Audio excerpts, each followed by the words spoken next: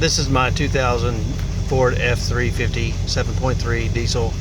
Thought it'd be easier to show you why I think the computer is going bad rather than to explain it. You can see there's no check engine lights. Once I start driving, a check engine light will come on.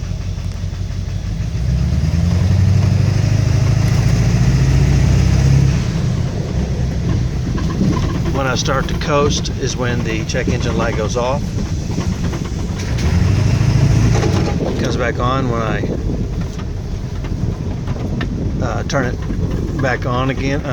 Start accelerating again. Now my shifter is broken, so I have to shift it on the floor with a cable.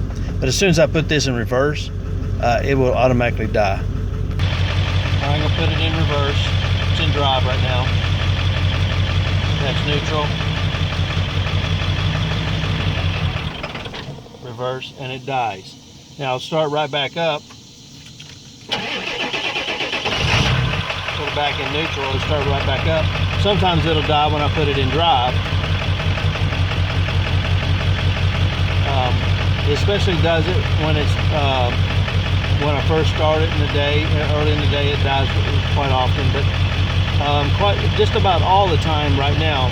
If I've been driving and I've had it in drive and I go to reverse, it's going to die.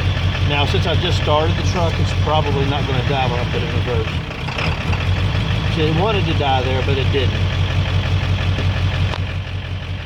The other thing that the truck does is whenever I hook up an OBD2 to it, it will automatically kill it. It just shuts the truck down immediately. I do have a performance chip installed. Another thing that's kind of odd to me is that if I have it turned all the way down to the stock position, it's like there's no it's like the turbo does not work. I don't know why, but I have to have it in like the one of the higher horsepower settings in order for the before I can hear the turbo working.